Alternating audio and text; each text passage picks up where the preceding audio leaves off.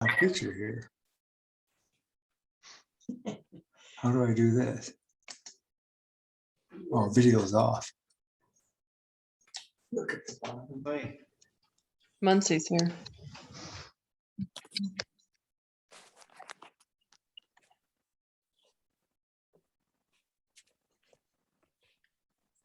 Is Counselor, I'm sorry, Melanie, is Counselor Burkett here?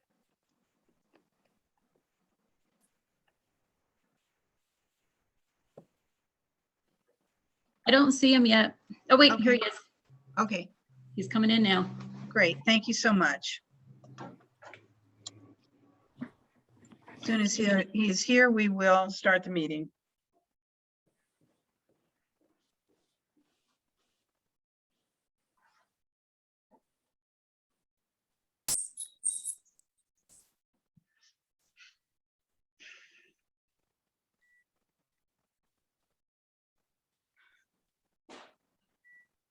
Good evening, Counselor Burkett. All right, it is 6:30. I'm going to call the Village of Corrales special meeting to order. We are now going to stand and do the Pledge of Allegiance. Thank you. I pledge allegiance to the flag of the United States of America and to the republic for which it stands, one nation, under God, indivisible, with liberty and justice for all. Thank you, Counselor Murray. I think we've got that down. All right, I'm now going to do the roll call. Counselor Lucero, Here. Counselor Knight, Here. Counselor Parker, Here, and thank you to everyone for allowing this meeting to happen tonight.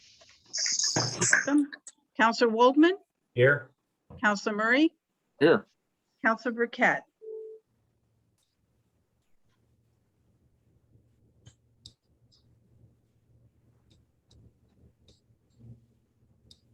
We can't hear you.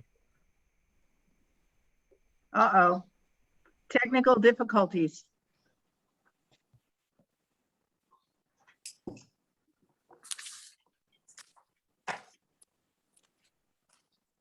Can you hear us, Counselor Burkett? And I know that you're here. You can signify by putting a thumbs up, but do you have another device you could get on, perhaps?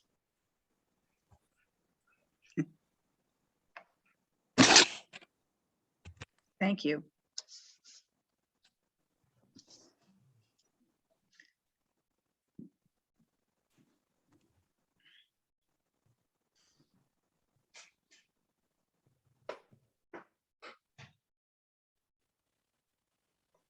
Happy New Year to everybody. Thank you. Same to you. Same to you. Happy New Year indeed.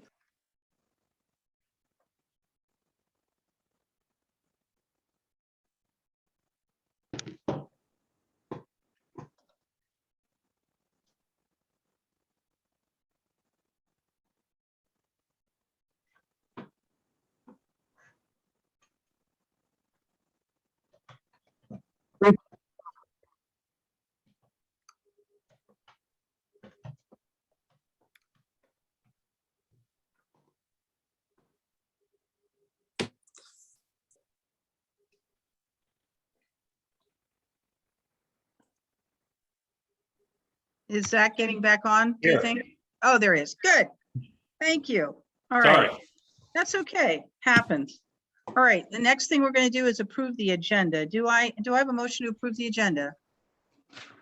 So All right. Thank you. I heard Bill Waldman make that. Counselor Lucero, will you second that motion?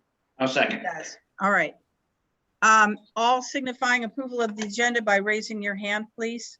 All in favor? Aye. Aye. Aye. Any opposed? All right, hearing none, the agenda has been approved.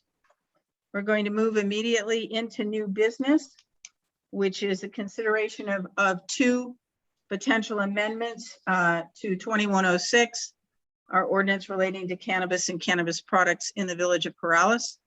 I'm going to ask our attorneys to start off by explaining both items, and then we will have public comment, and then we will go into a counselor and lawyer, attorney, whatever discussion, and then we will move into a vote on item number 1. So having Mayor, said point of that, order. yes, This is Councilman Murray. Sorry, Mayor. Typically on most ordinances, we've had separate discussion by public. Is that feasible tonight, or are we just wrapping this up into one for public comment? really, after discussion, it seemed like it was impossible to really discuss one without the other, and that's why we decided to have council discuss them both, and then to have the public weigh in with their views on both. So that's really the way we're going to do it tonight. Okay. Counselor Audio? Yeah, I think it's within the discretion of the governing body, given the fact that we have had both of these items on multiple agendas for quite some time and discussed them thoroughly. And this will be the final public hearing on them. It does make sense that we can discuss them because they are essentially mutually exclusive. We cannot adopt both consistently. So Counselor Audio, would you like to start by with you and Corey, if she's here, with explaining about the different features about the 2 items for the benefit of the council and the public? Thank you, Mayor. Corey is here and she will weigh in as we have done in the past. I'll do kind of the general view, and then any specific issues that she sees me failing to get into the details of, she will clean it up. What essentially we are looking at is we passed an ordinance back in September taking many measures to regulate the sale, manufacture, and production. And production, as defined by the state, means growing marijuana. And in doing so, we looked at all of the potential effects on the community and put regulations in place. At that time, there was not a lot of concern as arose later about, as much concern as arose later about how to regulate the growth of cannabis, or what's called the production of cannabis on agricultural land that also, in most cases in Corrales, also contains a residence and neighboring residences. People are concerned about those potential adverse impacts. As we've said before, Corrales is in a unique situation because it has a historical ordinance that did not differentiate between residential uses and agricultural uses. So we don't have any residential use that doesn't allow agricultural use. And under the state law, that makes it difficult to regulate because the state law that approved the growth, sale, and manufacture of recreational cannabis, the last legislative session essentially said we have limited ability to regulate it, and we cannot prohibit it for any potential grower. It can only be reasonable time, place, and manner restrictions. So that began our struggle, was kind of the community saying, wait a minute, we don't want this in every neighborhood and on every lot. And balancing that need with what the state law says is what got us to where we are. So we have 2 proposals on the agenda. The first one is essentially putting back into place a ban that existed prior to the passage of the Recreational Cannabis Act that says there can be no cannabis-related uses occurring in A1 and A2. It results in a complete ban, and that includes any agricultural growth except for personal growth, which can be up to 12 plants for personal use. So that's the first bill that we have before us tonight. The second bill that's on the agenda second is the bill that we had attempted to address as many of the issues as we could that have been raised by citizens.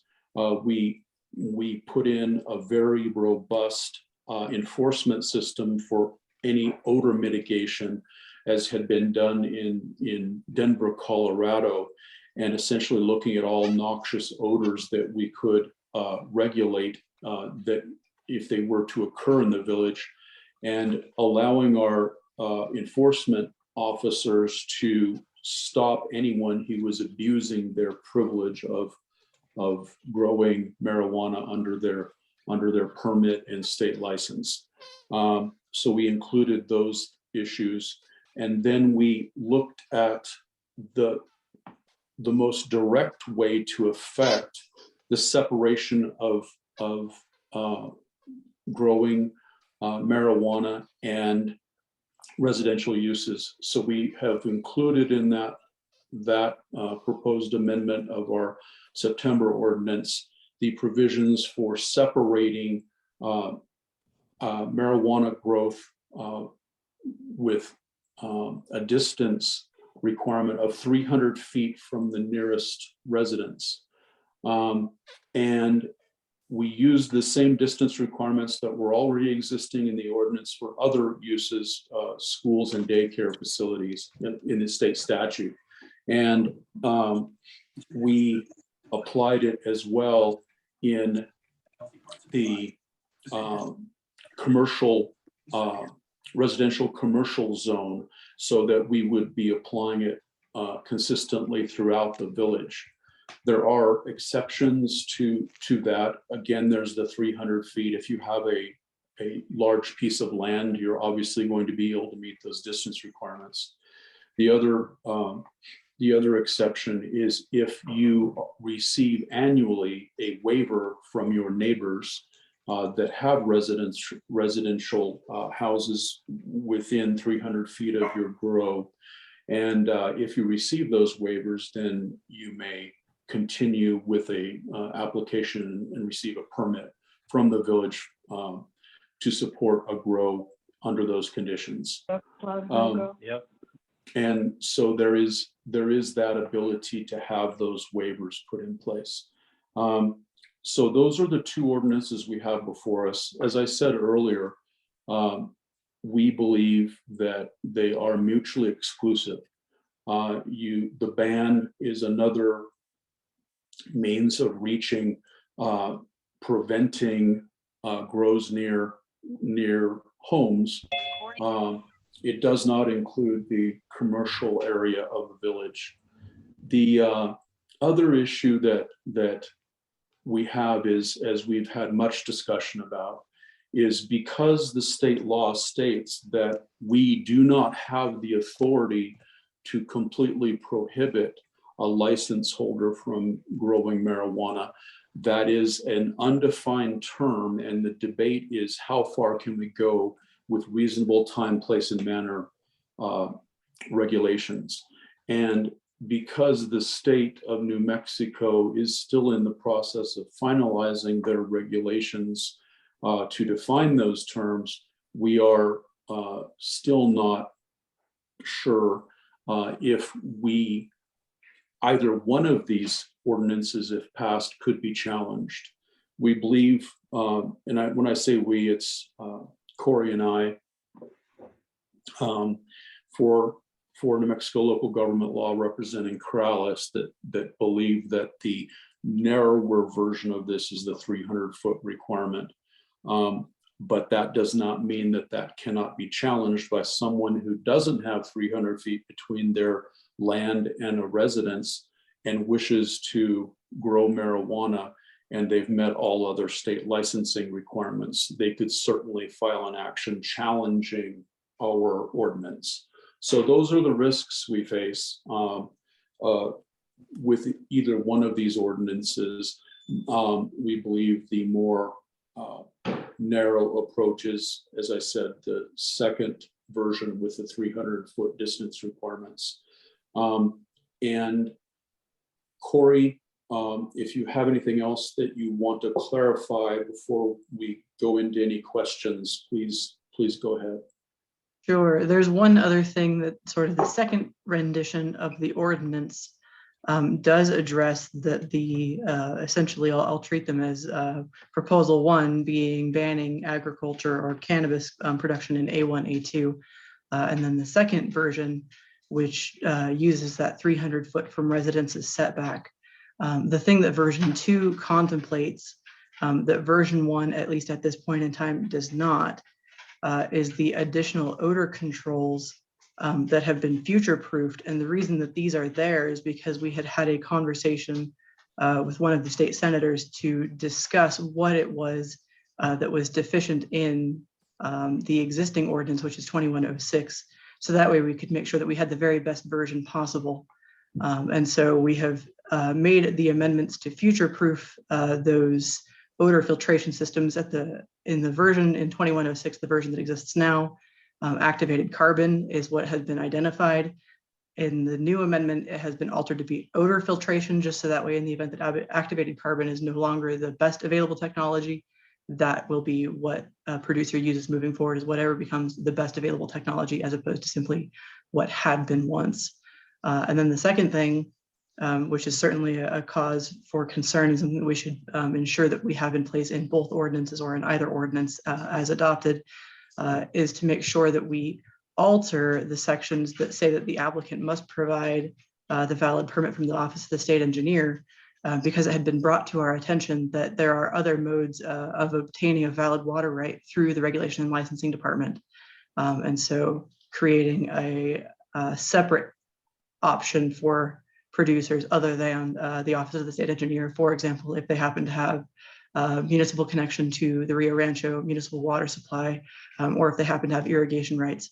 All of those things as they exist right now had not been contemplated in the language of 2106. So that certainly is an amendment that had been made to the second version and is well worth putting in place in both or either, whichever gets adopted. And then the other thing that was just sort of a side note was that the definitions have been updated to make a little bit more clarity. For example, Cannabis Regulation Act, making sure that greenhouse encapsulates the items that we intended for them to, and doesn't intend the things that we didn't. So those are just those two little notes that I've got. Thank you. At this point, I'm thinking that we're going to go into public comment so that everybody will be able to speak to both of these items. Melanie, would you like to start us off on that tonight, please? Sure. First on the list, we have Fred Hashimoto. And sir, you have 3 minutes. Thank you, Mayor and councilors. Please approve amendment number 1, which has extraordinary public support, and do not pass amendment number 2. Property in Corrales is special. It's relatively expensive, and we have chosen to live here because of quality of life values. This does not include having a commercial recreational cannabis greenhouse move in next door with its fences, barbed wire, lights, odors, crime risk potential, security cameras, signs, increased traffic, etc. Notably, the village gains nothing financially from commercial cannabis growing. Furthermore, it can lose from resulting neighborhood discords and a new reputation for turning its back on the will of the people. Any decision here will have legal vulnerabilities.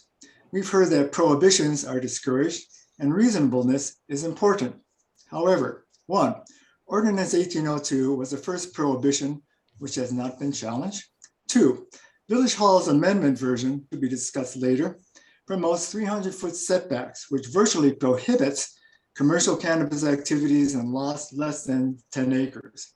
3, during the cannabis work study session on October 5th, when the village attorney was asked about banning commercial cannabis in residential neighborhoods, he commented that it might be, quote, reasonable, given who you are as a village, unquote. The petition, signed by over 1,200 persons, demonstrates the will of the people. Signers include women, men, newcomers and oldsters, Republicans, Democrats, Libertarians, independents, non-farmers, farmers, and others. Not a partisan document or statement. Supporting amendment number 1 is neither a critical legal issue or a political one. It's a people issue.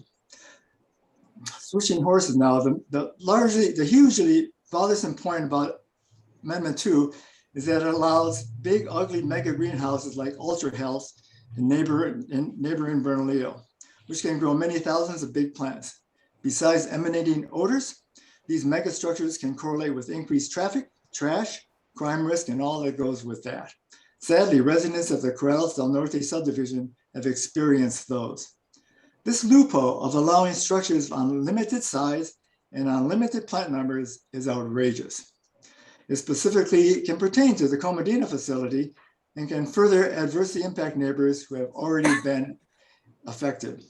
The Comodina group is a relatively large and perhaps the one most likely to bring suit against the village if they are not allowed to expand as desired.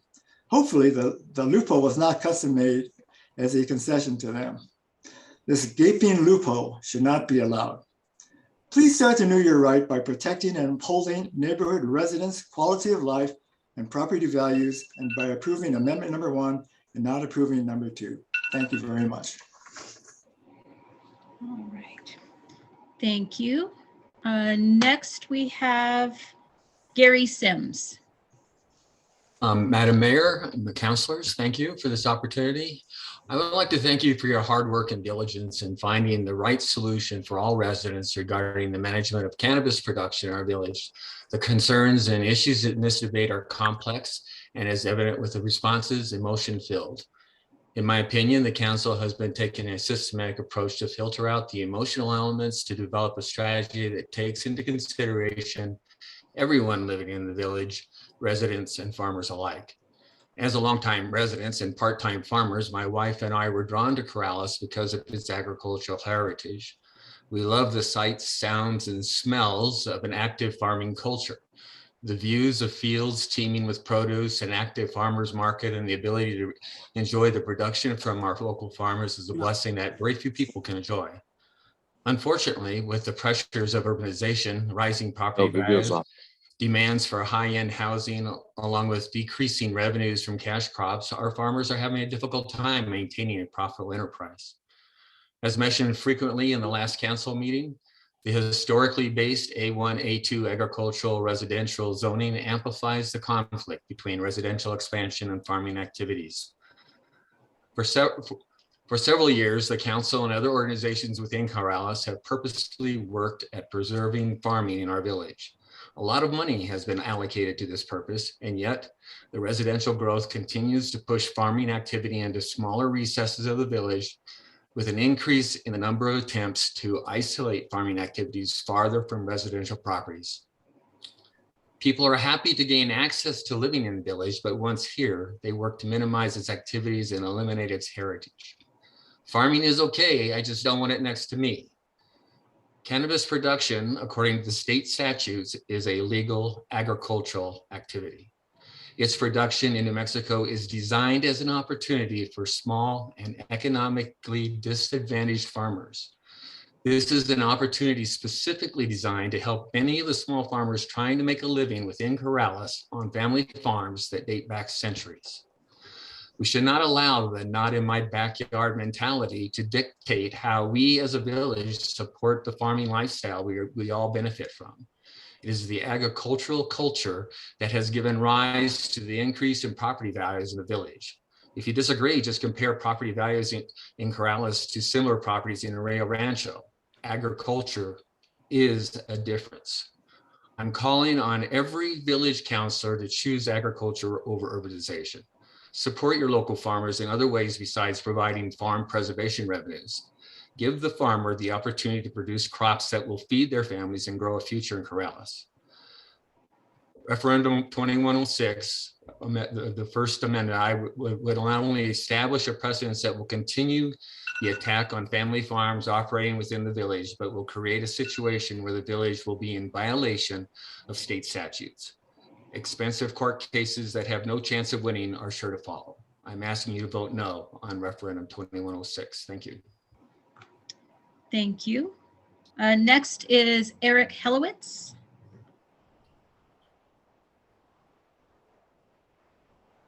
Hello. Again, I'm kind of new to this, so I was wondering if Mayor Rook, can you just clarify, and I understand I'm losing some time here, but I don't need that much time. Can you clarify how much our input has to do, well, changes to your vote, or is it mainly this is already decided? I mean, does that make sense? Like, how much does our input here have to do with the vote today? Sure. I mean, public input is very important. It's how we hear from the public.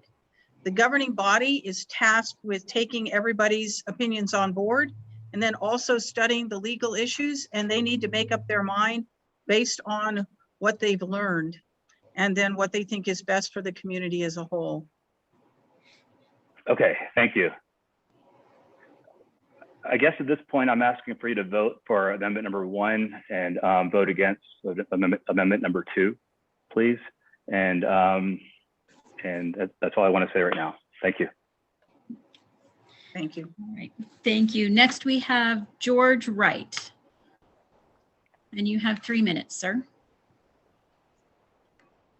Thank you, Mayor and Councilor. I want to address them kind of separately. Item D1. I noticed the simple yet elegant architecture of a new home at 7648 Corrales Road when I was driving by. Compatible with nearby homes the Gutierrez family acquired over a lifetime to augment their retirement. 4 years ago, a cannabis operation was planned for that 4-acre tract. After the council passed a ban in 2018, the cannabis company pulled out and sold out. Now, rather than the concertina wires, security lights, smell, noise, adjacent residents see another nice home. The 2018 council's action may have saved the economic life of adjacent property owners, and that gives me a great sense of accomplishment. I hope that the 2022 council can have the same sense of accomplishment, knowing that their actions to ban commercial cannabis in A1 and A2 will save the quality of life, lifestyle, and even property values of folks near planned cannabis facilities like the one on Mountain View Lane, Veronica Court, and Corrales Road. The legal case for a ban has been aptly made by 2 Los Ranchos attorneys in the more than 60 attorney Rody Dickinson firm, and the stalwarts on the Los Ranchos Board of Trustees have certainly set the precedent for villages of similar zoning characteristics. I respectfully ask you to vote yes on item D1 to ban commercial cannabis operation in zones A1 and A2.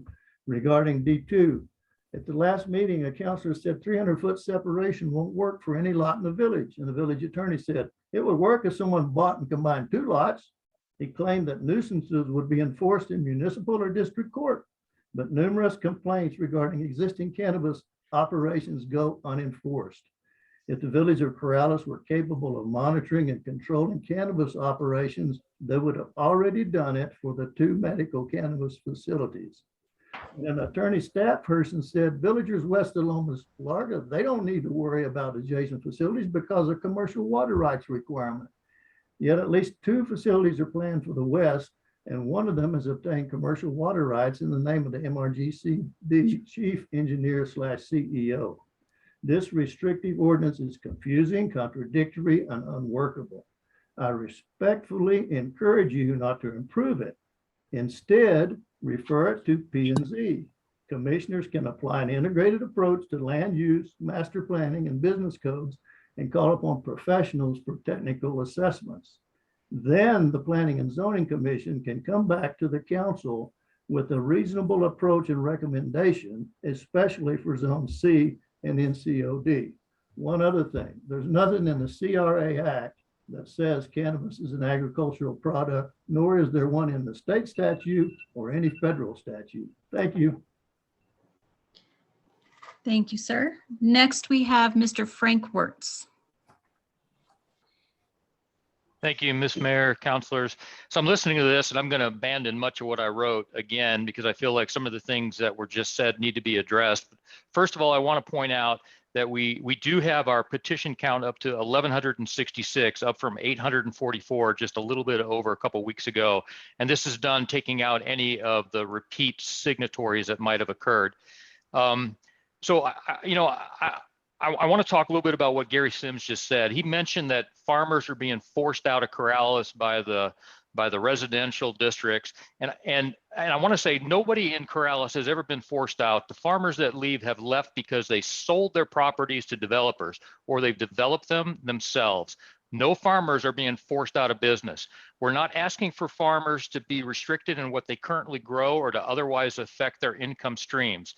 The people who are in favor of growing cannabis commercially in a residential area are those themselves who are going to be making a profit from this.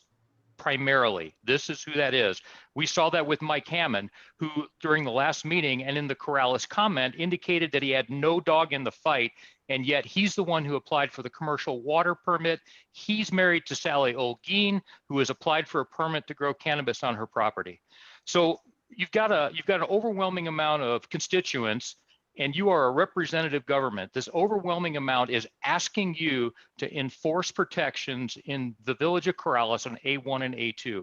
We have 1,166 persons, and this is even just a limited sample. So this isn't a complete sample of people. The correct answer here is to stick with this first amendment. The second modified amendment, it would be so difficult to enforce.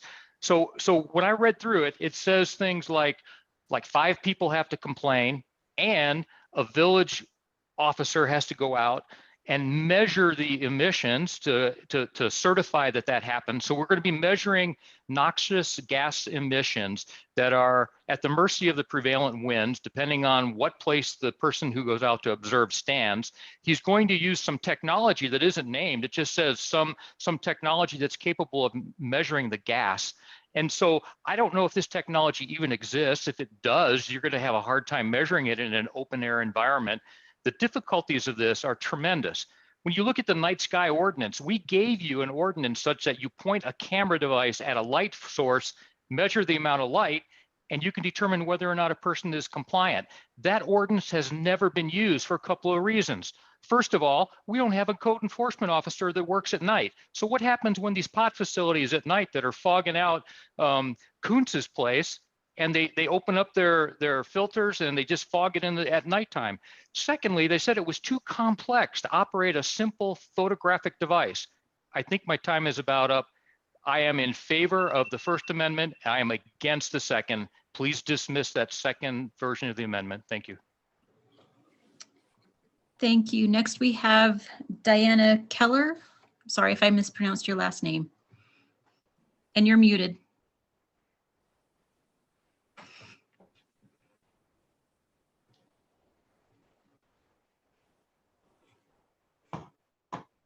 There we go.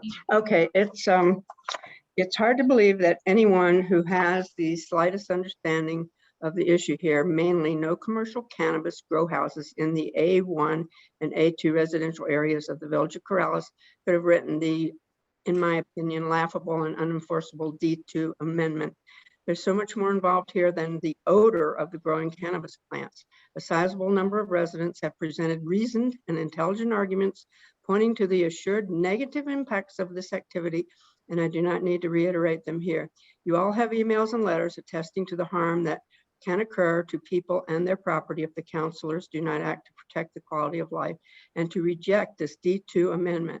I urge the councilors to vote in favor of the D1 amendment and reestablish our right to live in a clean and peaceful environment. Thank you. Thank you. Next is Vicky Reeder. Oh. You have my photo? I do. Okay. Mayor and councilors, let me go ahead and get it up and I'll talk behind it. Thank you for allowing Corraleños to speak about an important issue that concerns everyone in the village. This is a photo of an outdoor cannabis grow operation in Stile, New Mexico.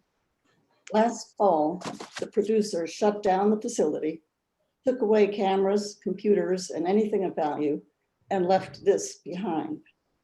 The Cannabis Regulation Act has no language that addresses the cleanup or fate of an operation like this. Councilors, I don't believe you would like to look next door and see a neighbor like this, even if it was 300 feet away. Please protect your constituents by voting yes on version 1 the amendment to prohibit production, manufacture, and retail of cannabis in the residential neighborhoods, except for personal legal use. Thank you, Melanie. I have nothing else to say. Thank you. Next, we have Steve Murtha.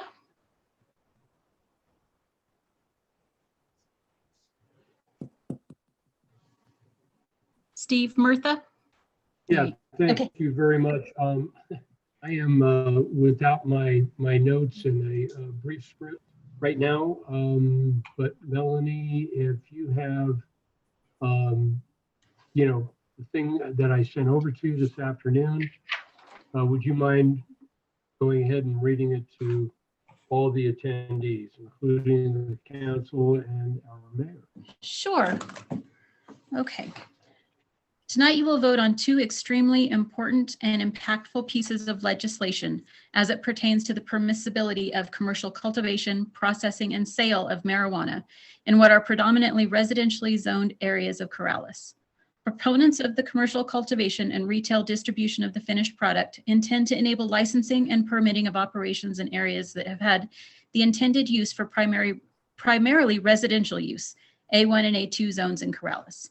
As a longtime realtor who's helped many families and individuals purchase and sell properties in Corrales, the eventual and inevitable outcome of approving commercial grow will cause property values to plummet.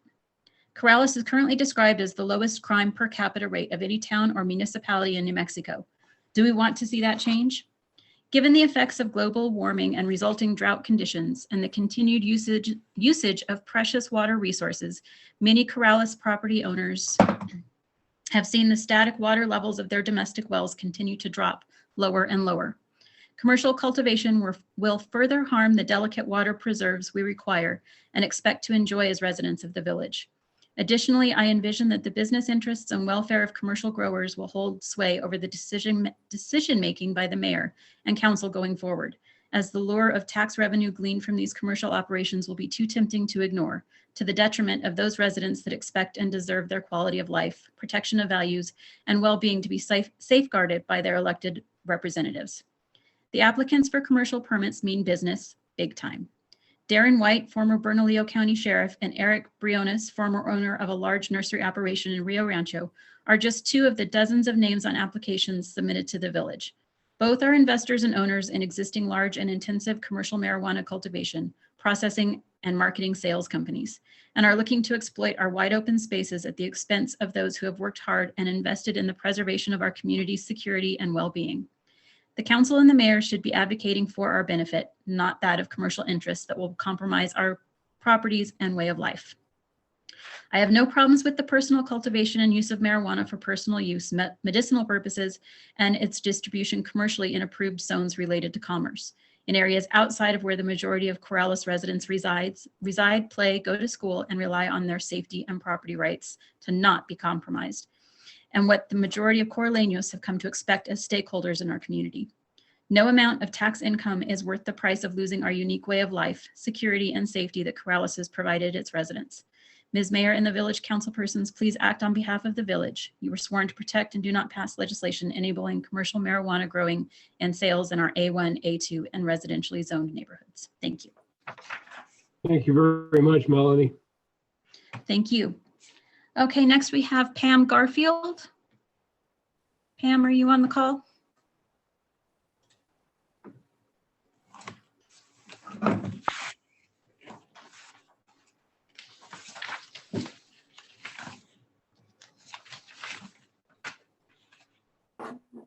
Okay. Hello, Mayor and councilors. I urge you to protect Corrales from the production and vote to ban the manufacture and retail of cannabis in A1 and A2 zones of the village. Vote yes to honor the will of the majority of Corrales residents who do not want commercial cannabis growers near their homes or children.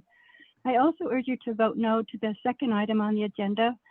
How can you regulate and enforce a 300-foot limit on production of cannabis when there are already rules and common decency being broken in the village that are not being addressed or enforced?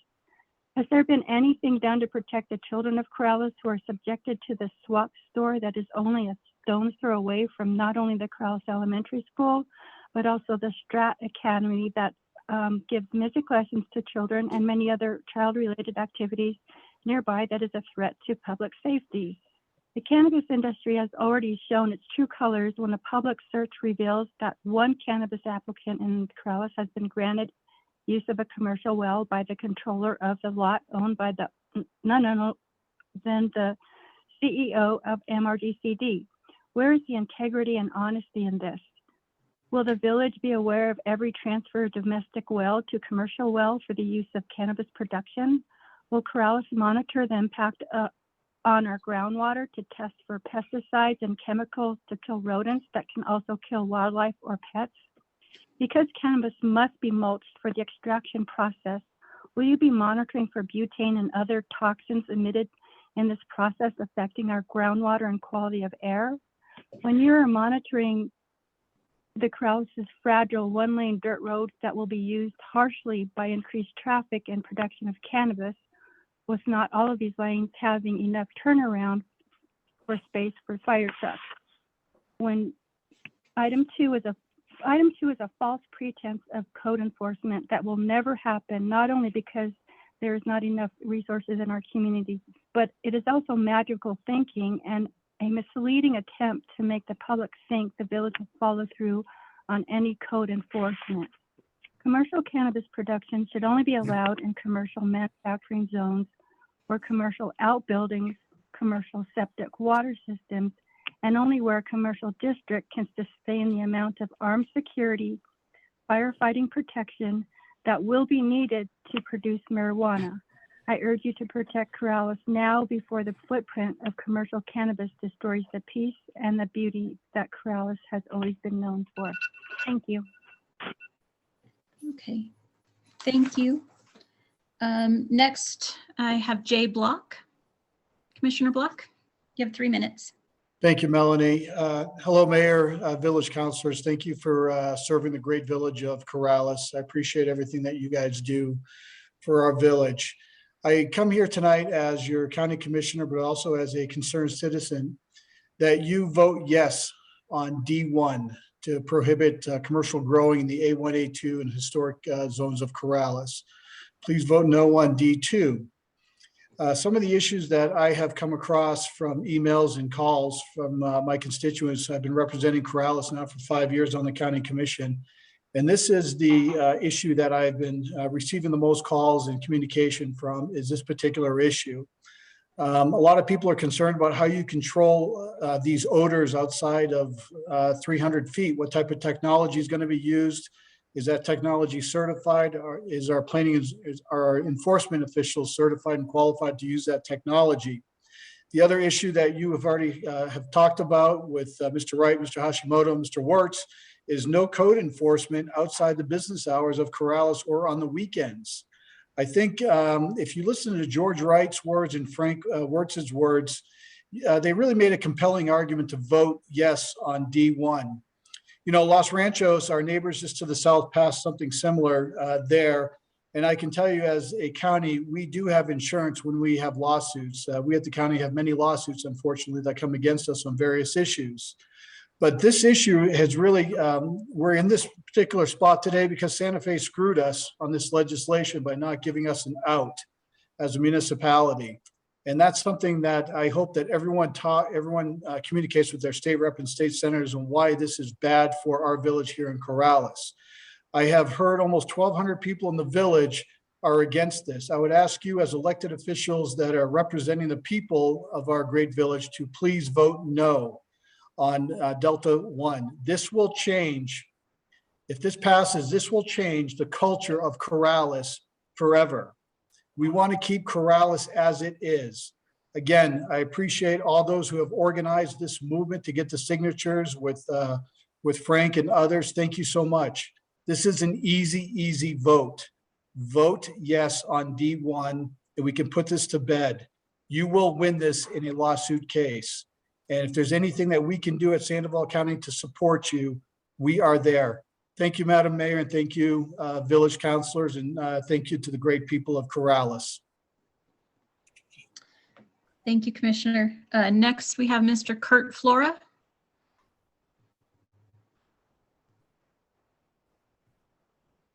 Good evening, councilors, mayor.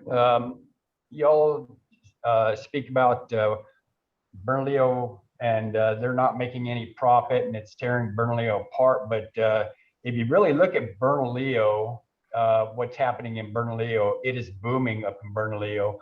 You've seen that whole new highway they put through there. It wasn't, it's being funded by something, pretty much probably that big marijuana plant they got up there.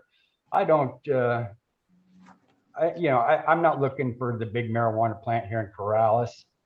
But I am looking at allowing the little guy to have make some money with this. Like I said in the last meeting, limit it to 100 plants. Don't let it go manufacturing 1,000 plants. 12 plants is just a small amount for personal use. 100 plants, the small guy can make a living. Okay, just limit it to 100 plants.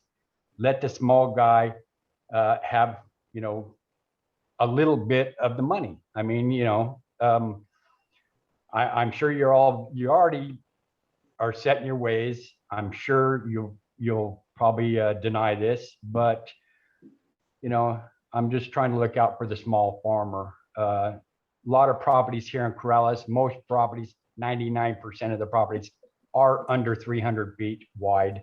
They are less than 300 feet from your closest neighbor. Nobody talks about A1 agricultural or A2 agriculture. Y'all are just talking A1 residential, but there are properties that are like ours, both A1 agricultural and A1 residential. So, we probably won't pursue this anymore, but there are people that would like a small piece of the pie that's going around. Let them have a small piece, 100 plants. That's all there is to it. Thank you. Thank you, Mr. Flora. Okay, the remainder of the comments were emailed in, so I'll read those. The first one is from Ryan Burt. Dear Mayor Roque and Village Council members, I write with the constructive suggestion regarding the proposed cannabis ordinance amendments. As a preliminary matter, I support adopting the proposed amendments, regardless of whether commercial cannabis interests may challenge them in court. Protecting the quality of life and property values of the citizens of Corrales is worth whatever legal fees may be incurred. My wife and I have plans to invest several $100,000s in our home. However, we have placed those plans on hold. The risk to the enjoyment of our property and its value are too great to move forward until this matter is resolved. I came to this position based upon firsthand experience this summer when I smelled the overpowering stink of the existing cannabis greenhouse while running on the road to Siphon Park. I can't imagine what damage stench would do to my quality of life and ability to enjoy outdoor activities if it impacted my property. This experience was especially troubling because I understand that such noxious odors should be prevented by existing Chapter 1845, Section H, Section 3 that requires cannabis establishments to be equipped with odor control filtration systems. Whether due to lack of enforcement or other cause, it is clear that the existing safeguards intended to protect property owners from the significant negative impacts of commercial cannabis production have failed, and stronger, more prescriptive measures such as the proposed amendments are necessary. To ensure the success of the proposed amendments, I offer the following suggestions. The two proposed amendments should be merged into one to enact all the protections they contain. This belt and suspenders approach should increase the likelihood that the protections will survive if there is a court challenge. The amendment to Section 14-116C that attempts to include odors from cannabis production as environmental nuisances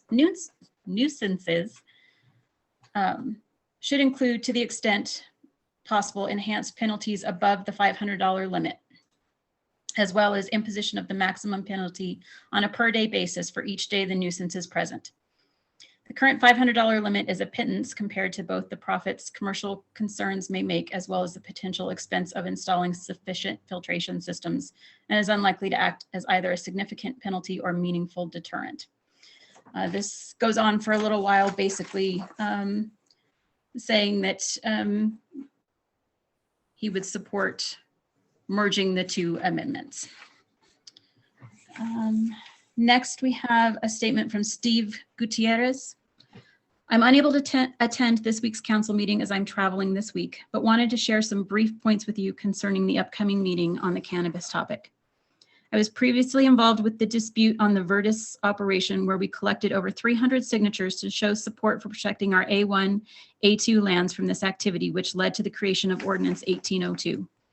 Although I know the administration is concerned with the possibility of being sued because of the restrictions in the previous ordinance, we know with 100% certainty there will be cannabis operations within the village of Corrales. I believe we should be focusing our efforts on the certainty rather than the possibility.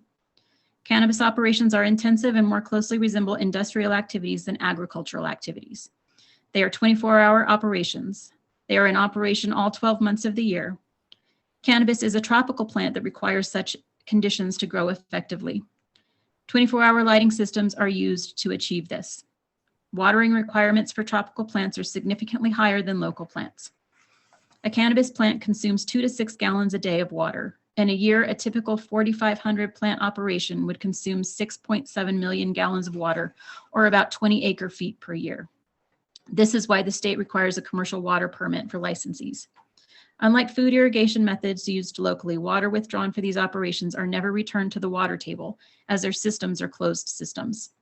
With their high use requirements and non-replenishment of the groundwater, other jurisdictions are reporting a significant lowering of their water table. The most susceptible properties for the use for cannabis growth are exactly those properties that the village has worked hard to preserve and spent millions of dollars to protect. The farmland preservation has preserved some of the largest tracts of land in Corrales, which would be immune to any distance restrictions placed on them for operating near residential homes. Since our current ordinance allows up to 30% of a given plot to be consumed by a structure, very large greenhouses housing 4,500 plants for each license authorized by the state, which also allows multiple licenses to operate on the same plot of land. Imagine structures over 15,000 square feet in size with no recourse by the village to restrict these given our current P&Z requirements. Approximately another 1,200 signatures have been signed on the most recent petition, which has been presented to this council body.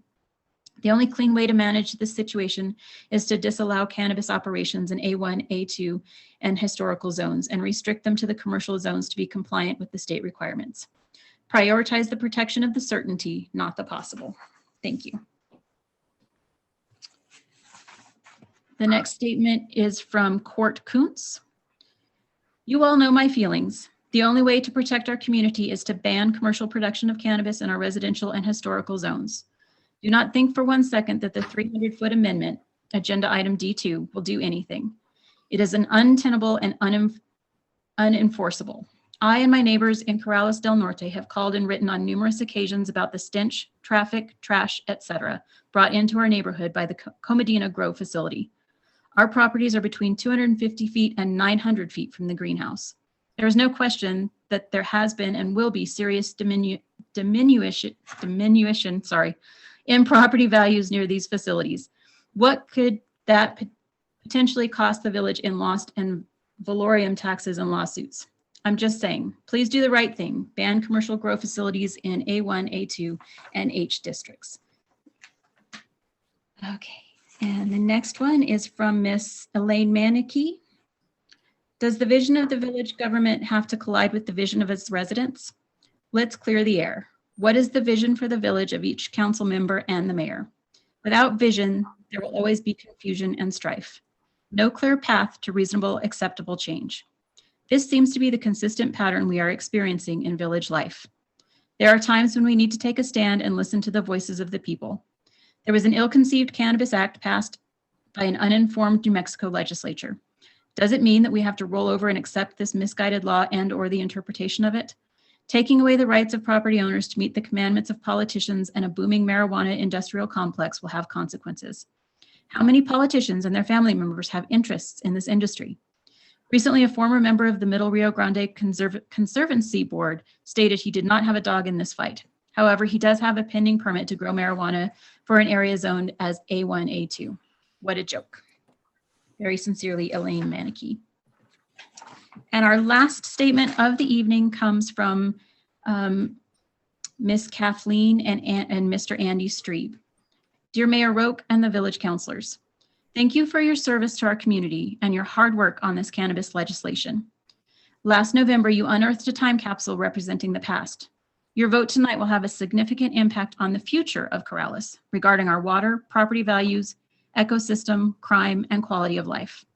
Please pass agenda item D1, which prohibits the production, manufacture, and retail of cannabis products in the A1 and A2 zones of the village, providing an exception for personal use. Amendment 1 is almost identical to the Village of Los Ranchos Ordinance number 282, which states, quote, "The cultivation, intentional growth, manufacture, and distribution of cannabis and cannabis products, except for homegrown or homemade cannabis, are prohibited." The Village of Los Ranchos is most like the Village of Corrales with A1 and A2 agricultural and residential lots. Their lawyer and village council confidently approved this legislation on November 10th, 2021. Amendment 1 complies with the Cannabis Regulation Act, confirming that the village may adopt time, place, and manner. So please vote with confidence for Amendment 1. Preserve our ecosystem and water for this generation and the next. My neighbor on Olguin Court drilled his well in 1995 and in 2016 had to buy an extra pump because the well had dropped by 20 feet. We are in a time of extreme drought, and when our wells go dry, our property values will drop. Our property values will also drop if we allow commercial cannabis in our residential A1, A2. Please vote no on Amendment 2, which restricts cannabis in A1 and A2. The odor restriction will be hard to enforce and will bring division amongst neighbors. Your legislative legacy will be the nightmare you left for the next council and mayor as you try to respond to odor complaints. The impact on the ecosystem will impact our quality of life. Wildlife and potential contamination of our water from cannabis fertilizers is a real concern. Crime in my neighborhood increased 2 times in the 17 years we have lived in Corrales, with a common denominator: more workers in our area due to construction. Commercial cannabis will bring workers to our neighborhoods in a 24-hour, 7-day-a-week setting. Your time capsule legacy to our village is your vote tonight. Will you preserve our Corrales residential zoning or place the value of money over quality of life? Your ethical responsibility is to our community. I ask that if any of you have a conflict of interest as defined by the Oxford Dictionary, that you would not vote on this legislation. Conflict of interest is stated as being a situation in which a person is in a position to derive personal benefit from actions or decisions made in their official capacity. And that concludes all the public comment for this evening. Thank you very much. At this point, we're going to have the ability for counselors to discuss with, especially with our legal team, questions that have come up, clarification that they might want before we proceed on to a vote. And I'm first going to ask our legal counselor, Randy Audio, if he has anything he would like to say in response to the public comment.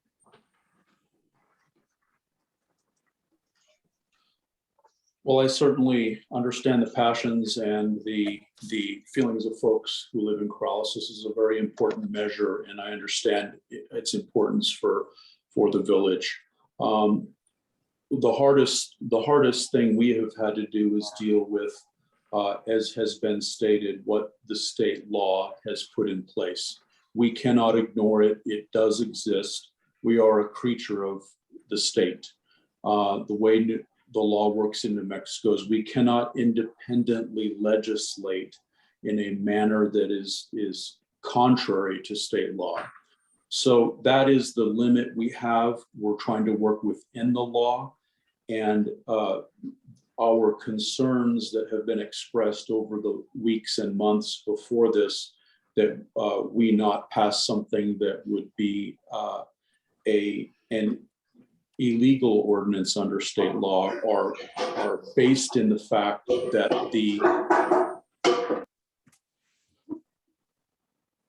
the state of New Mexico law only allows reasonable regulation of time, place, and manner, and that we cannot prohibit folks from any marijuana use who are licensees. We cannot completely prohibit them.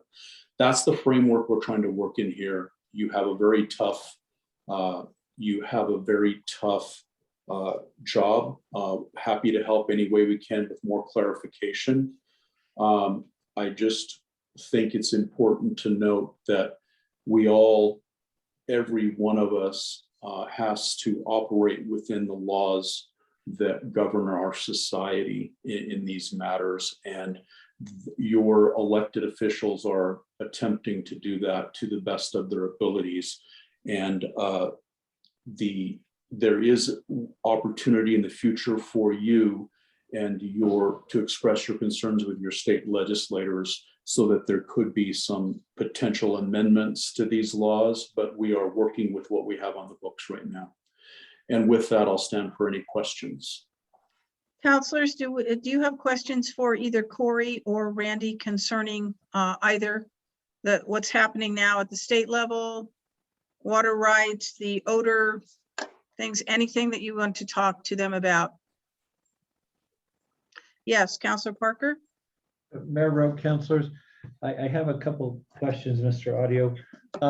One is, has there been any discussion about the outdoor grows that are not within a greenhouse facility and the potential localized ozone issues that they're creating right now? Counselor, right now, outdoor grows and indoor grows are both considered to be agricultural grows and allowed marijuana production. We certainly can look at differentiating them. We have not done so in this proposed legislation because we have issues to contend with from both types of grows that we were looking at addressing. But as you know, there are differences. An indoor grow is 24/7, 365, and it's all the time, and there will be many crops per year. An outdoor grow is going to be a single crop. So there are differences in impact. So things like that could be looked at, but they're not within this proposal tonight, as you know. Okay, so then my next question would be, because the protections that the second amendment is putting in terms of the nuisance abatement, as far as the smell is not possible for the outdoor grows, could something at this point be put in to prohibit outdoor grows of commercial cannabis, not the individual personal stuff, but the commercial side of it, until more information is gained as this outdoor grow and the ozone issues is coming to light in a number of locations? Well, once again, I think that is an idea that is worth taking a look at. I think the main issue with it is, again, on reasonableness and is it reasonable to completely prohibit based upon the information we have. So we could take a look at that and you all could weigh that for a potential future action. I wouldn't feel comfortable recommending it tonight. Okay, and then I guess the next question, they could probably be, never mind, I don't need to ask that. Okay, thank you. All right. Do it. Counselor Knight, yes, please. You're muted. Right. I don't have anything to ask our lawyer, but I do have a couple things I need to say. I don't think with a law, you can't ignore it or do whatever you want that you feel is right. You might not like to wear your seatbelt or think that 30 miles an hour on Loma Larga is too slow. So you decide to go fast. If you break the law, you get a ticket. I don't think any counselor agrees with the state law on cannabis production, but this council is tasked to come up with a creative way to limit production of cannabis in the village. To say no to a state law is unlawful. We all took an oath to follow the state laws. Now, if you don't agree, people can simply say the village doesn't have to allow it. You know, I'm concerned about all the things that people talked about tonight. The decrease in property value, the the smell, the crime, the lighting, the water usage, but to just ban a state law from the village is looking for the village to get sued. People have said to me, well, a lawsuit isn't that big of a deal. Well, people sue people all the time. Well, I think that statement's a little cavalier because I think the village's money is the residents' money and that will be impacted. I'm glad that people contacted our county commissioner, Commissioner Block, and I hope they contacted their state representatives and the governor. But it concerns me that our county commissioner just said, go against the law. It's concerning to me. And maybe I'm a little Pollyanna, but you know, this is what I think. I think we've all really worked hard on this council to figure out ways to help everybody in the village. And I'm concerned that, you know, some of the comments tonight were, you know, about ethics and things like that. And it's worrisome to me as we proceed for the next few months. So that's all I wanted to say. Thank you. Thank you, Councilor Knight. Do we have other questions or comments from councilors? Councilor Murray. Thank you, Mayor, councilors. So to kind of follow up what I think Councilor Knight was saying, we're not banning cannabis totally from the village. We are only proposing to ban it from the A1 and A2. Consequently, I'm also worried about some of the features of D2, especially pitting neighbor against neighbor. I don't think that is the impetus of which our residents want us to put in place. If anything, it is the village's duty to either restrict cannabis or create the ordinances that go in place to limit it.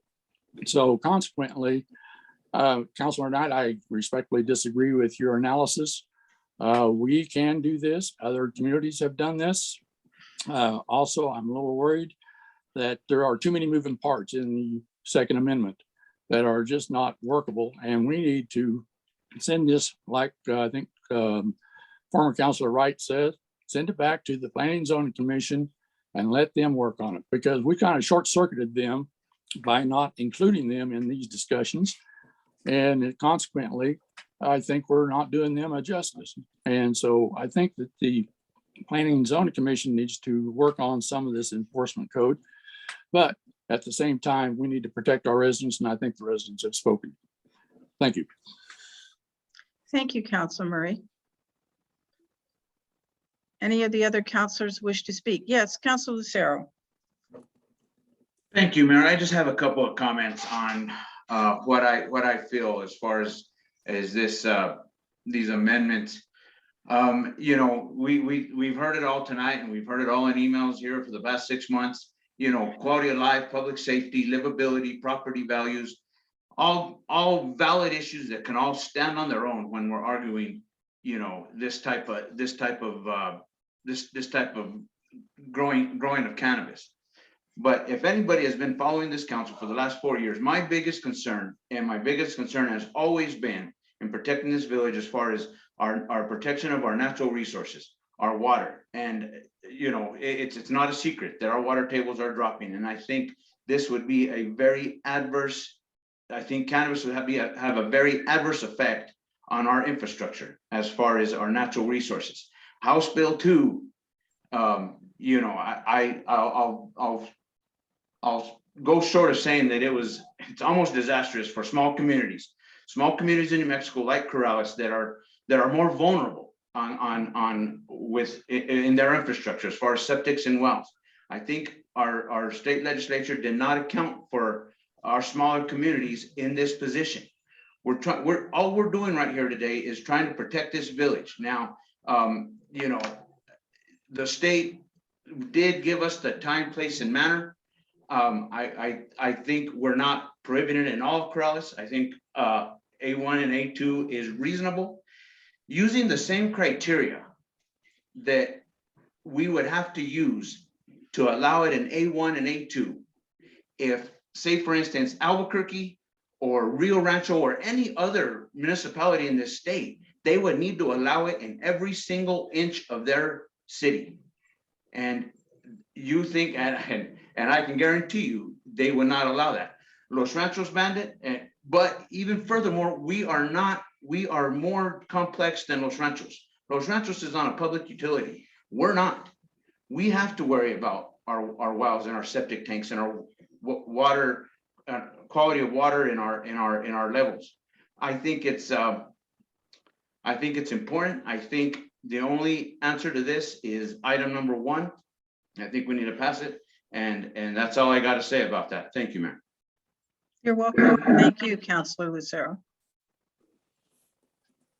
Any other councilors wish to speak? Yes, Councilor Burkett. I have just 2 quick questions for our legal counsel and maybe a comment after, but my question is, these 2 options, to me, the second one feels more restrictive. I feel that the 300 feet probably limits more properties than the A1 and A2, but the A1 and A2 is much cleaner, much clearer, much easier to enforce, which makes me lean that direction. I'm curious, do they think that this one is less likely to be legally challenged or less likely to be lost if it was legally challenged, or both? If Councilor Audio could comment on that.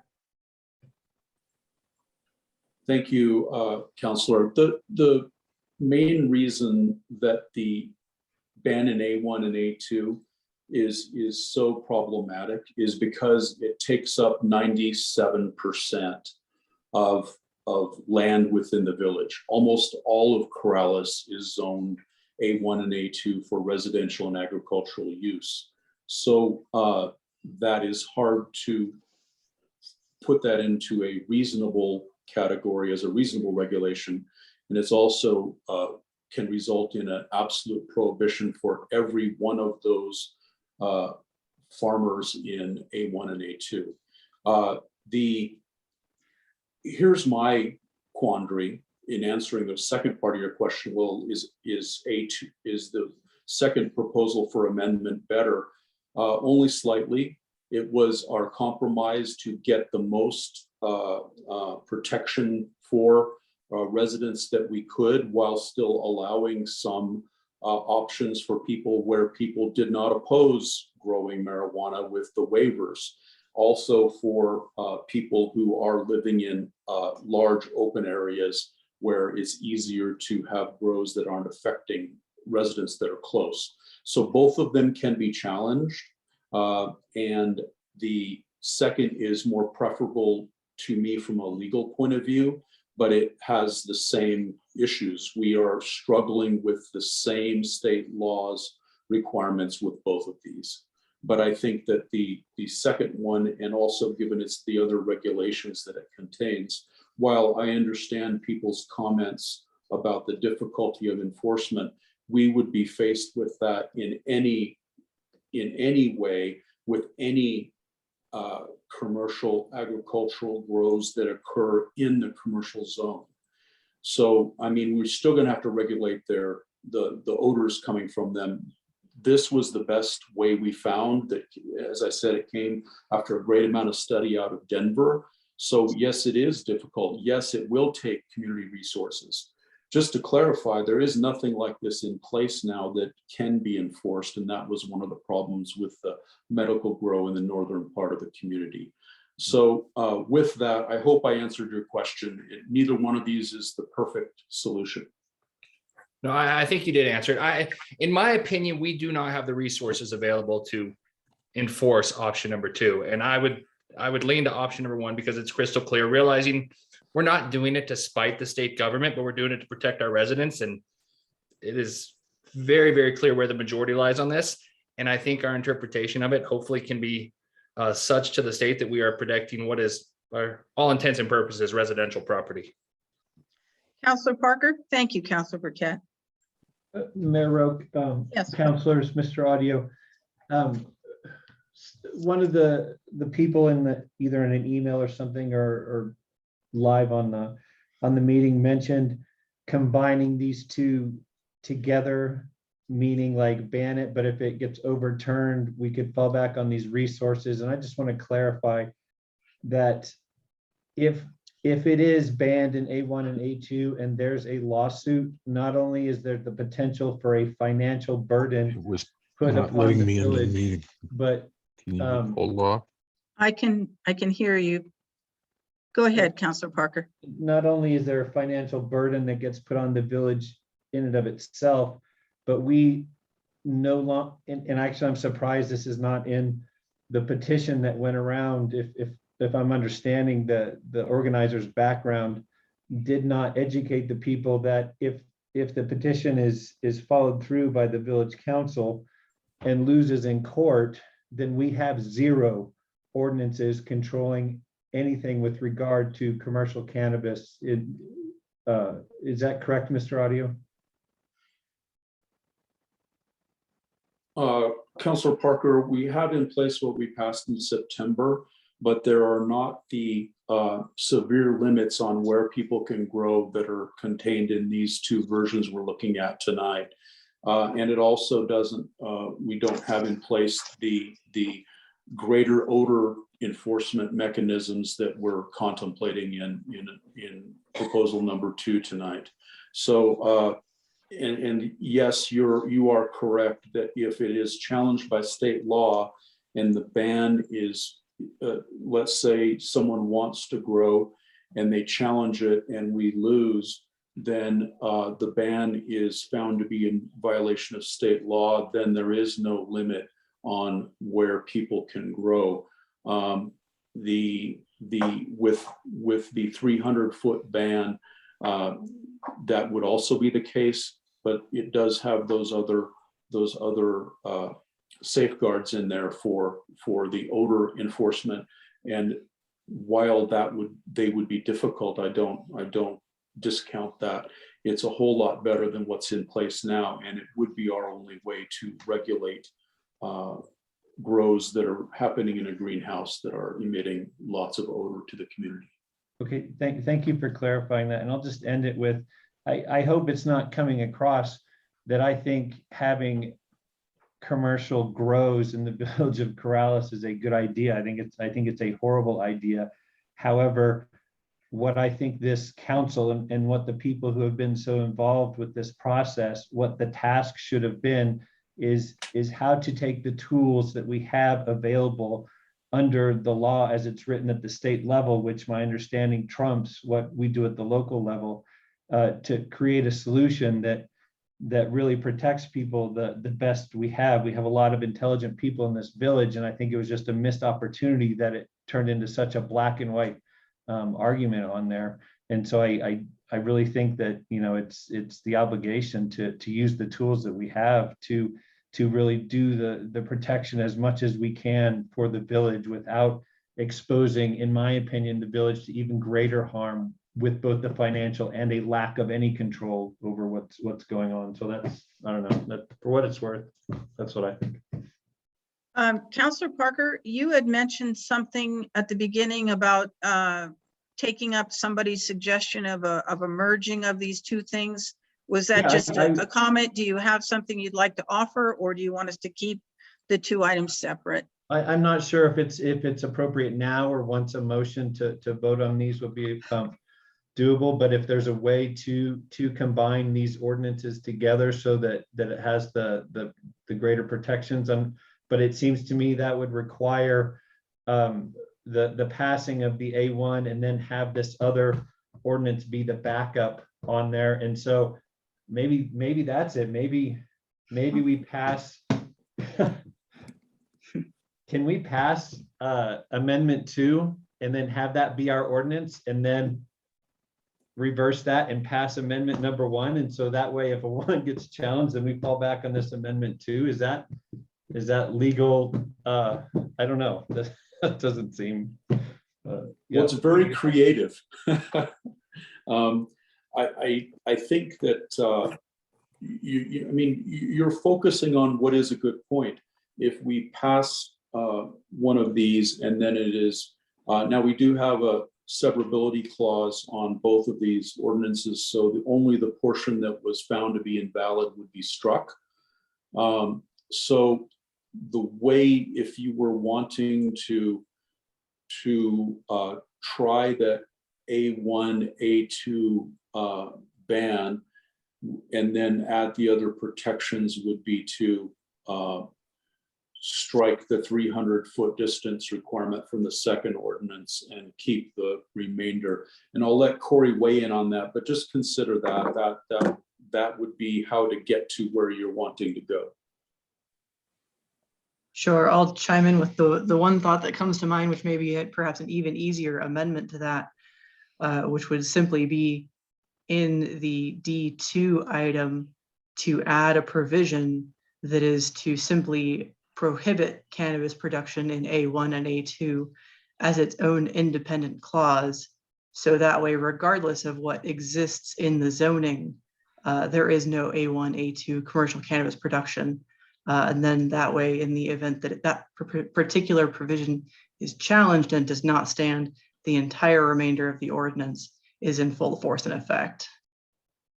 All right, does everyone understand that? Yes, Councilor Burkett. To me, and I am by no means a legal mastermind, but that feels ambiguous to a very large degree, where we have conflicting statements within the same ordinance, to where that almost would seem like it is reason to make the ordinance tough to enforce, because we would say two specifically different things in the same ordinance. Corey? I tend to agree. However, I know that everybody has been sort of harping on the Village of Los Ranchos and their course of action as something. Now, what I find particularly interesting about that is that they do exactly that in their ordinance, where what they have chosen to do is in their section, I'm looking at it now, section 927, which is their agricultural and residential zone. They have gone through and specifically prohibited cannabis. However, what that ultimately does, if you follow through their entire village code, that prohibits it in their A1, A2, A3, AC, GD, R2, R3, SU, and VC areas, just by a mere method of incorporation. So regardless of what those other segments of the code say, so whether A2, A3, AC have different cannabis-related provisions, they also, by mode of adoption, altered only A1 to prohibit commercial cannabis production in the A1 zone, which thereby in effect prohibited A1, A2, A3, AC, and so on and so forth. So they, as perhaps as strange as it sounds and as roundabout as it sounds, is exactly the approach that the Village of Los Ranchos took in order to be able to effectively ban in all but their commercial one retail zone. And so it's a strange approach, most certainly, but it has definitely been done and recently.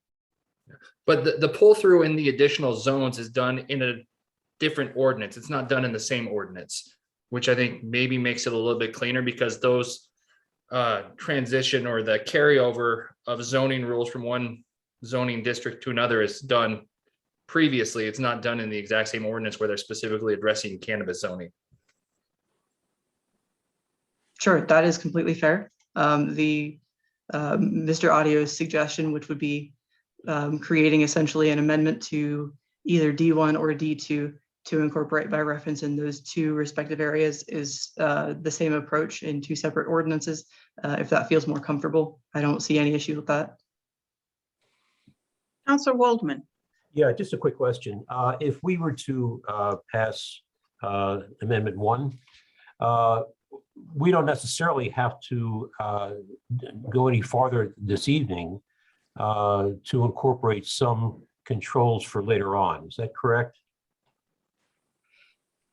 I mean, if we're talking about the 300 feet or whatever other provisions, that doesn't have to be done this evening. Councilor Waldman, what we have, you don't have to do anything this evening. What you have before you is two ways to limit where marijuana can be grown in the community.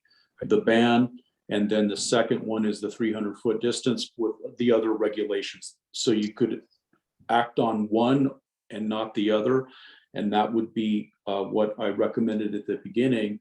Or you can take no action, or you could take action on one of them and then we revisit this after all the regulations are finished that the state is now drafting.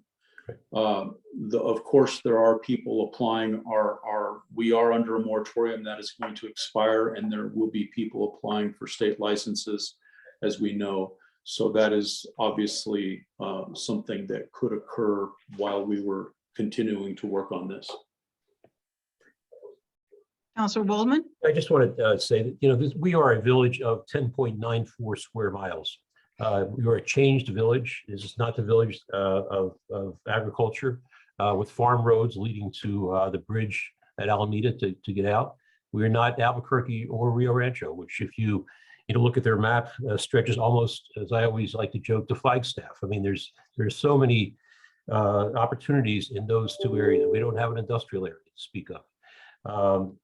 It is a quality of life issue. It is not an issue of producing commercial homeland for those who are so interested. There are other opportunities.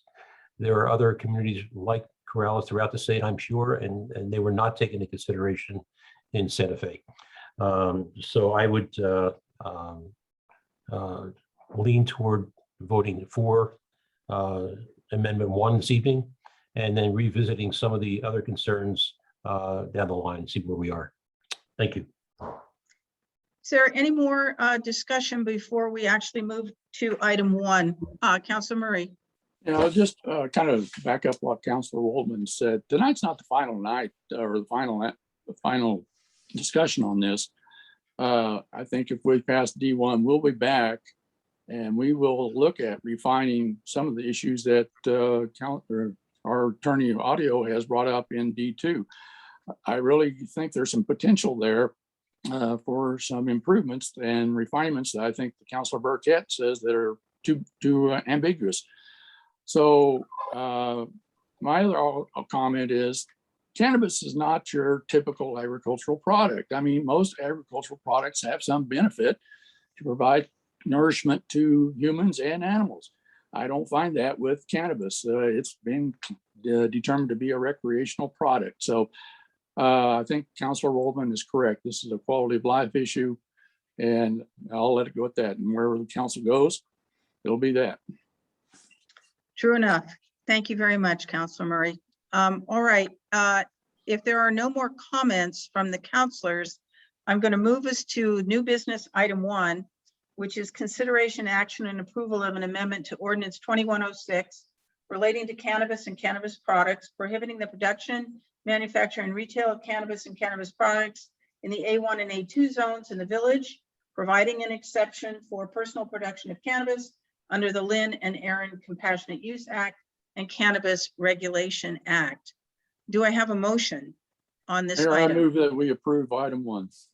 Thank you. Do I have a second? Second. Second from Councilor Waldman, close third. Any more discussion? Can I ask a quick question? Yes, you may. Can I make a motion that we amend this to add some of the nuisance stuff specific to most currently available technology for the carbon filter stuff, to replace some of that with some of the really good points in the second version? Or was that too much of a stretch for an amendment or to add to it? I think it could be amended to include those things. Do you disagree with me, Councilor Audio? No, it'll take us a little bit of a minute. We can identify those sections of item number 2 that need to be pulled over, and I'll ask Corey to be identifying those items right now. But Right.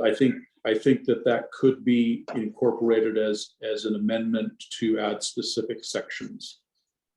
Thank you. We'll have a dance contest in the interim. No, kidding. But we will just hang out here for a minute. Councilor Parker, is that your hand up? Yeah, yes, Mayor Rowe, thank you. I apologize that I'm speaking so much and I did not intend to do that. But one more thing that we might consider on here, if we're taking stuff over from 2 to version 1 on there, is I actually think it would be good if we removed that section on if the neighbors are okay with it being grown next door on there. I think that if we're going to be making decisions based on the zoning, it should be the entire zoning, not just the zoning, unless, you know, a couple people want to have it next door kind of thing. Okay, is my so thought. you do not want that to be part of an amendment? I would like that not to carry over if that's going to be the language where it says, I think I understand what you mean. unless provides a waiver from the neighbors Right. or something. Okay, Mayor, this is Councilor Murray. yes.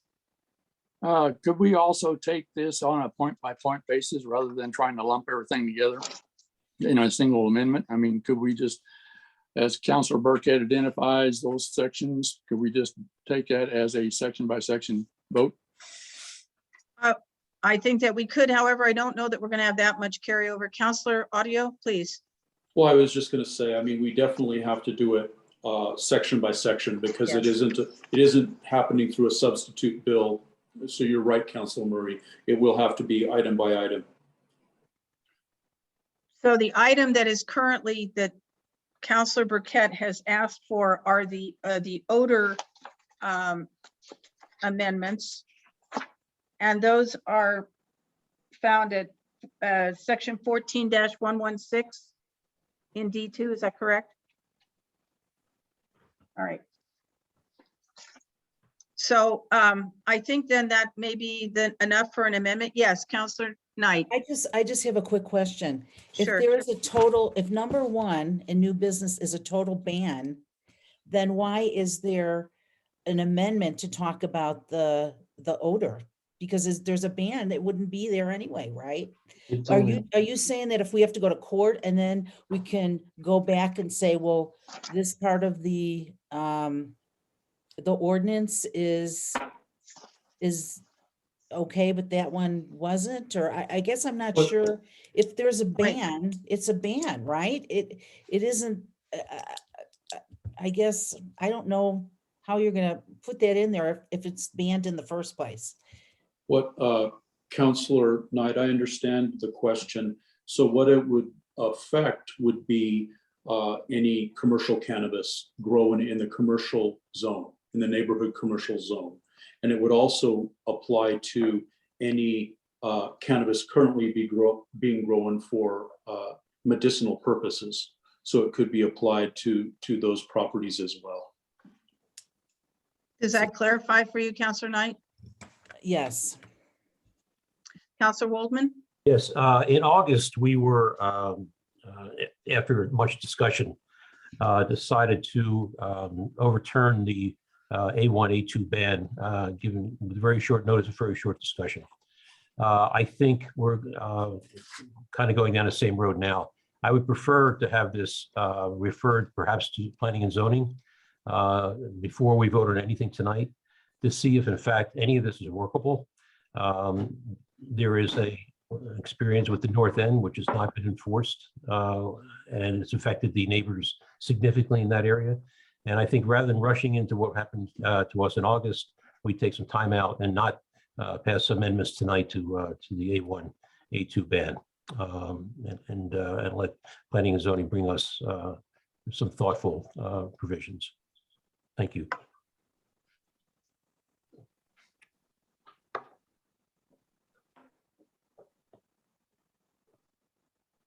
Councilor Burkett, are you wanting to take a look at some, seeing if there's a second in action on an amendment? I'm okay. I mean, the priority is to pass Amendment 1 tonight. And so if this is going to slow that down, I'm happy to address the odor nuisance stuff at a separate issue. And I'm certainly happy to let that go through planning and zoning and they can make their suggestions. That's absolutely what they do way better than we do. So I'm happy to remove my amendment. All Or right. my motion, I'm sorry. All right, no, I understand. So, all right. So what I'm hearing then is that we're back to, we had a motion and a second. Then there was a suggestion for amendment, which of course we would have needed to look at first, but that's been removed. So now we're back to deciding on item 1 itself. I think there's been a motion and a second. Is there further discussion before I take a vote? Yes. Madam Chair. Counselor Audio, yes. I was just taking a look at the language in amendment number 1, because I had stated that it did contain a severability clause. I just want to make sure that in fact it does before a vote's taken. All right. And it does not. So I would request a friendly amendment to that to add the severability clause as it appears in amendment number 2. I'll tell you right where it is.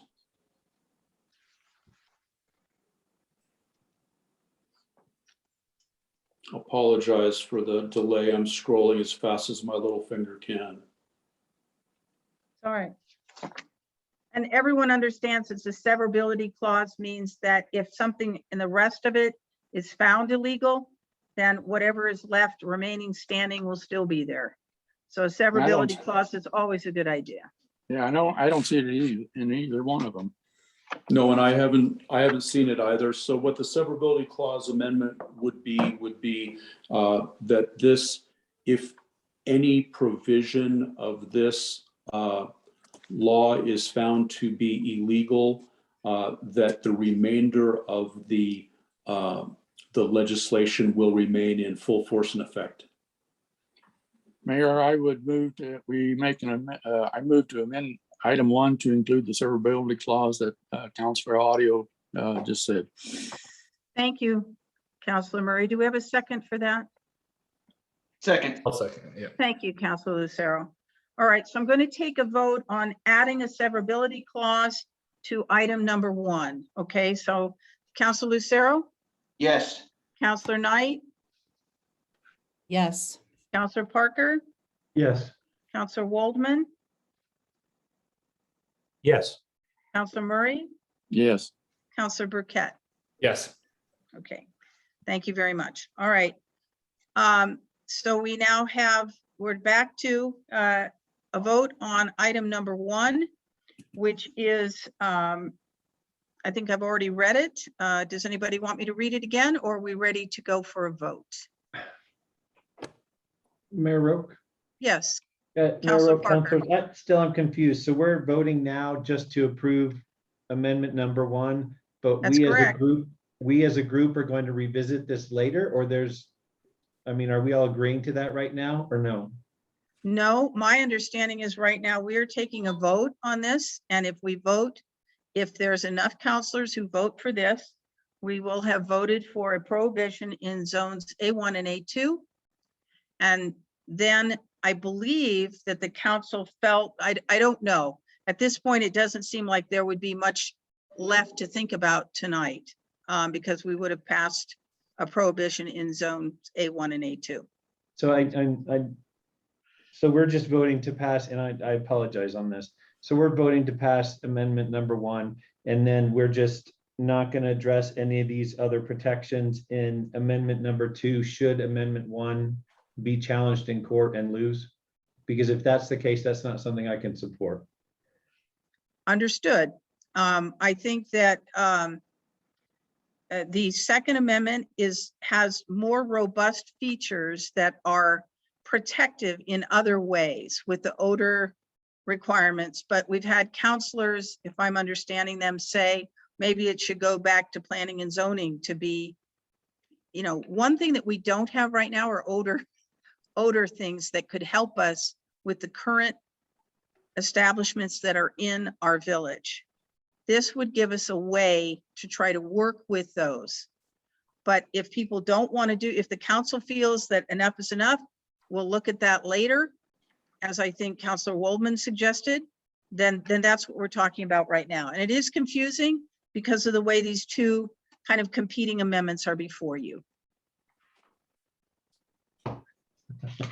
And I think when Councilor Burkett suggested engrafting part of the odor onto the to item number 1, that's what he was suggesting doing, was putting the odor regs into the ban that would still, in spite of it being a prohibition, it would still affect anything in the commercial area.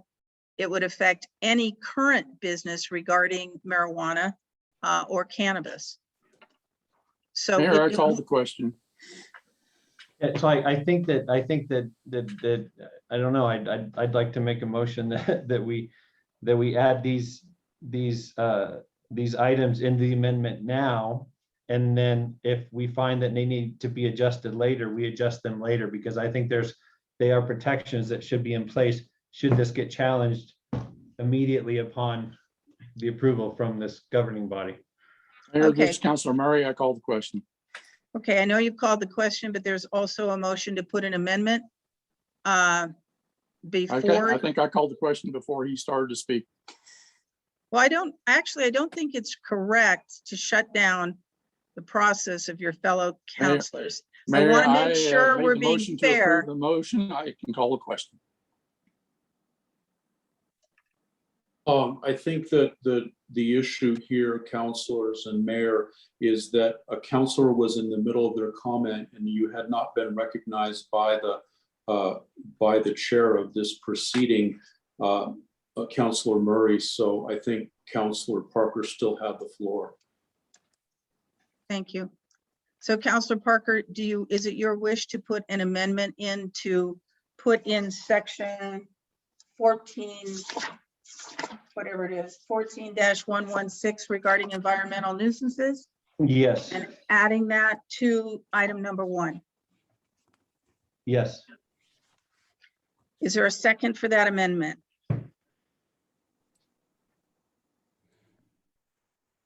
I will second that, but I'm just trying to verify that that's the right piece I'm seconding. So I'm trying to scroll through the document right now. Can you read what that says so I can verify that is what I want to second? I'm I going to can get have it. Corey do that. Yeah. Perfect. Yes, so it is section 14-116, environmental nuisance.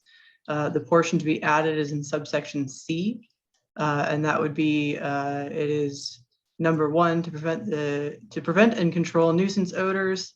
An odor control plan shall be submitted under those certain circumstances.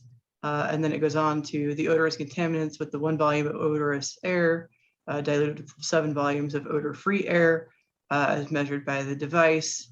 As we had mentioned before, the trademarked Nasal Ranger is that device. Number 2 being that if the village receives 5 or more complaints from individuals representing separate households within a 30-day period relating to a single odor description, and the village verifies the source of the odor. And then number 3, any of the following items would be items that required an odor control plan regardless, being pet food manufacturing, cannabis production, processing, manufacturing, or consumption, rendering meat and byproduct, and so on and so forth. Okay. Okay, are you satisfied now, Counselor Burkett, that it's the section you were thinking of? Well, I was looking at section 1845, 3A. Says all cannabis establishments shall be equipped with odor control filtration and ventilation systems based on the current industry specific best control technologies. No operable windows or exhaust vents shall be located on any building facade. Exhaust vents on rooftop shall direct exhaust away from residential uses or zones. The building or portion thereof used for cannabis production, manufacture, retail, or consumption shall be designed or equipped to prevent detection of marijuana odors and the objectionable odors away from the property line. All right, so you would ask for the addition of then section 14-116, environmental nuisances, and that section 18-45 H3A. All right. Is that acceptable to you as a friendly addition, Counselor Parker? Yeah, absolutely. All right. All right, so now on the floor is Mayor, an to amendment. clarify, Yes. I'm sorry, to clarify, Mayor, the language read would be from 1845 H3, and then B and I and 2I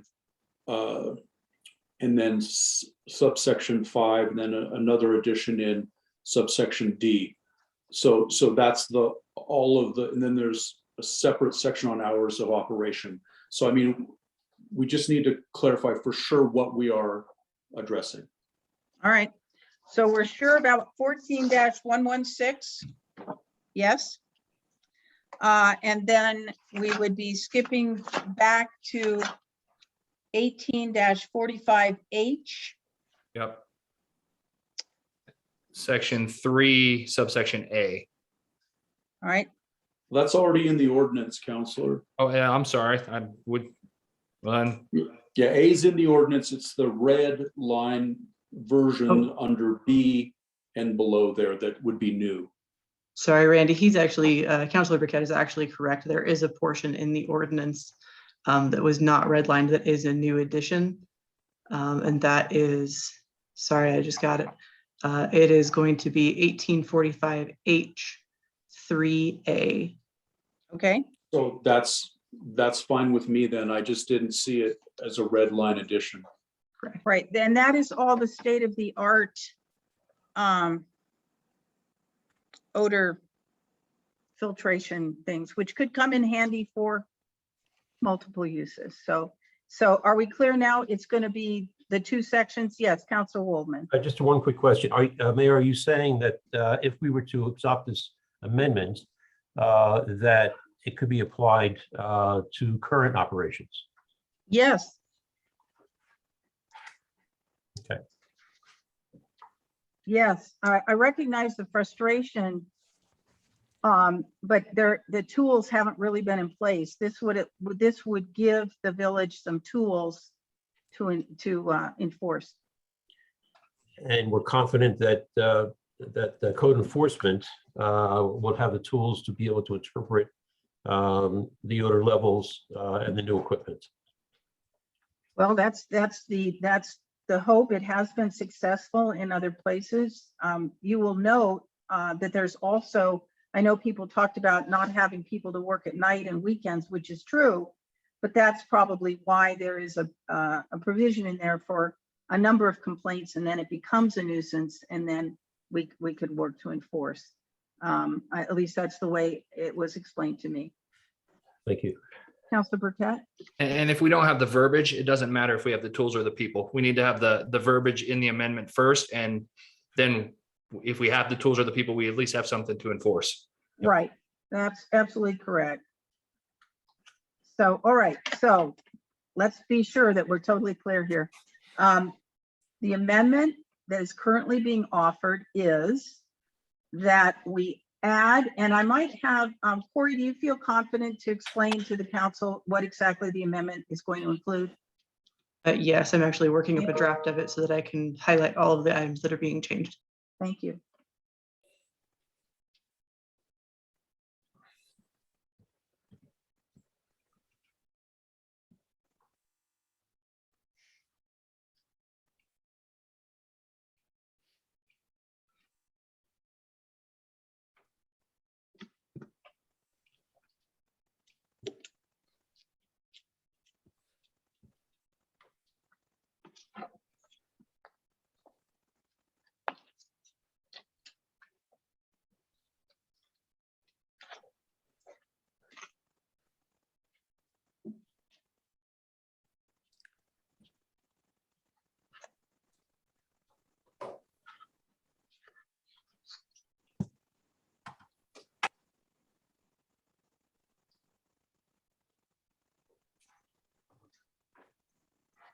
Okay, so as I have it noted, what we will be doing is introducing the section 14-116 environmental nuisance, and that is the provision C1, 2, and 3, which would be the odor control plan, the ability to measure the odor, the 5 or more complaints, and then the specific activities which then trigger an odor control plan regardless of whether or not there have been complaints against them. And then what it will also do is in your section 18-33 specifically prohibits the commercial production of cannabis in the A1 zone. In 18-34, it also specifically prohibits the commercial production of cannabis in the A2 zone. And then. One sec, Corey, I don't think we need to go through those two amendments Okay. because it's already been accomplished by, By ban in A1 and A2. yeah, because these are being added to amendment number 1, and that's already contained there. So I think it's just the 1646 and then the 1845. And the severability clause. Yes, ma'am. So in 1845, the new language, 1845 H2, let's see, no, H, sorry, excuse me, 3A, which introduces all cannabis establishments shall be equipped with odor control filtration and ventilation systems based on the current industry best control technologies. No operable windows or exhaust vents shall be located on any building facade. Exhaust vents on rooftops shall direct away from residential uses or zones. The building or portion thereof used for cannabis production, manufacture, retail, or consumption shall be designed or equipped to prevent detection of marijuana odors and other objectionable odors from the property line. It also alters 3B to include the manufacture of cannabis and cannabis products. Previously, it had only mentioned the production of cannabis product. It also introduces language stating that no pesticides, insecticides, or other chemicals or products used in the cultivation are dispersed to the outside atmosphere. No odor from marijuana cultivation, processing, sale, storage, or consumption can be detected by a person with an unimpaired or otherwise normal sense of smell at any adjoining use or adjoining property to the cannabis producer or manufacturer. And it changes B3 to strike activated carbon and introduce the word odor filtration just to future-proof that. And it adds an additional requirement, B5, which is that the exhaust system to control the odor shall be designed by a licensed professional air quality or environmental engineer recognized by the state of New Mexico. Oh, and then one final item, and I recognize this has not been put up on the table yet. However, it is something I do want to bring attention to. Section 1845H4 also introduced a limitation of hours of operation. Thank you. Thank you. Yes, Councilor Woolman? Yes, if I could, just one clarification on that number 4, Corey. Does this no establishment permitted operation between 10 p.m. and 8 a.m. the following day, is that strictly for production and manufacture, or does it also close to retail? That would apply to any commercial cannabis establishment. So that would be your producer, your manufacturer, your retailer, your consumption area, and it would also include your couriers. I would have a problem if we were to keep those hours for retail. Is there a way that we can narrow that and make it 8 p.m. And then 10 a.m. the following day on the retail side?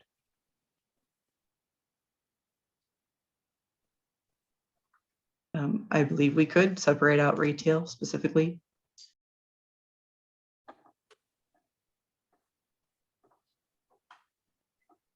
I'd like to offer that as amendment to the amendment, if we could. Is that acceptable to my other amendment people so that we could do it as a single amendment? All right, I see a thumbs up and another thumbs up. So yes, all right.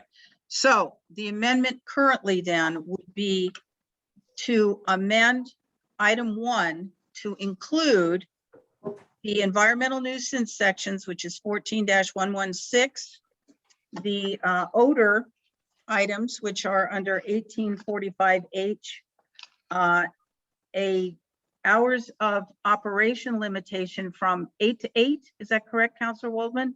I was thinking 8 to 10. For retail. And then Okay. 10 a.m. next morning. Fine.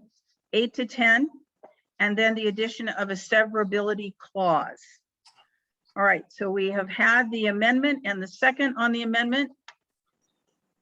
May I take a vote? All right. Councilor Waldman, Aye. Councilor Murray, No. Councilor Burkett, Aye. Councilor Lucero, Aye. Councilor Knight, No. Councilor Parker. Aye.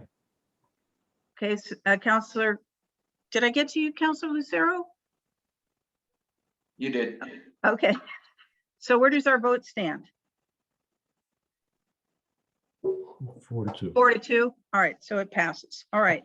So we're now going to move on to the body, to the main question here, which is the consideration, action, and approval of an amendment prohibiting the production, manufacture, and retail of cannabis and cannabis products in A1 and A2 zones of the village.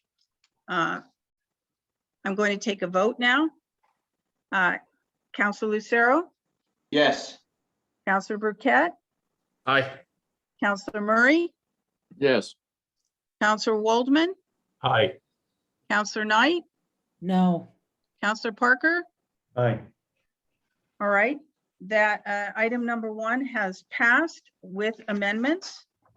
And I think we all agree now. I think there isn't really anything left necessarily of item number 2. So I think that that actually concludes our business tonight. Thank